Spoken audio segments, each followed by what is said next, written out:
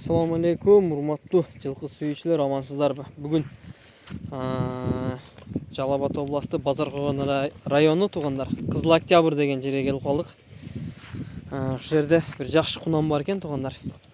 Өспүрүм линиясы жок экен, базардан эле жакшы көрүп сындап алгам дейт.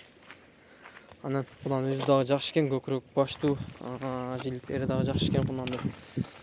Курч экен, азыр башка бала жок болгондуктан ушу баланы миңгиздигем эптепчи. Так. Сындай ордунан айландырып коем, мындай элечи. Жоп чаппан, кунан курч экен, жыбытып коюп, сенин жерде.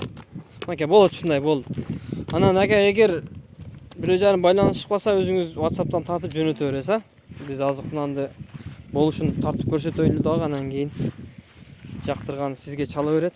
Өзүңүз байланышып сата бересиз. Бойун өлчөгөн эмессиз аке, а? Өлчөгөм дедиңиз. Анан кайерден келгени кичине барбы аке?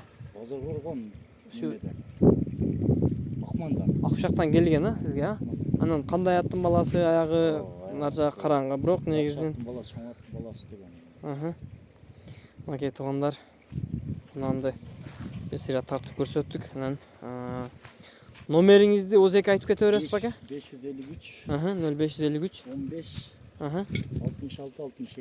66 66 маке туугандар, эсине чалып байланышып, кунан менен содалашып, сүйлөшүп, анан азыр бала жок болуп калды, акем дагы өзү мине албайт экен, кичине өзүрлөрү бар экен. Ошого баланы миңгиздик туугандар, болсо разал неде көрсөтөт элек, кунан курс экен, жайында экен.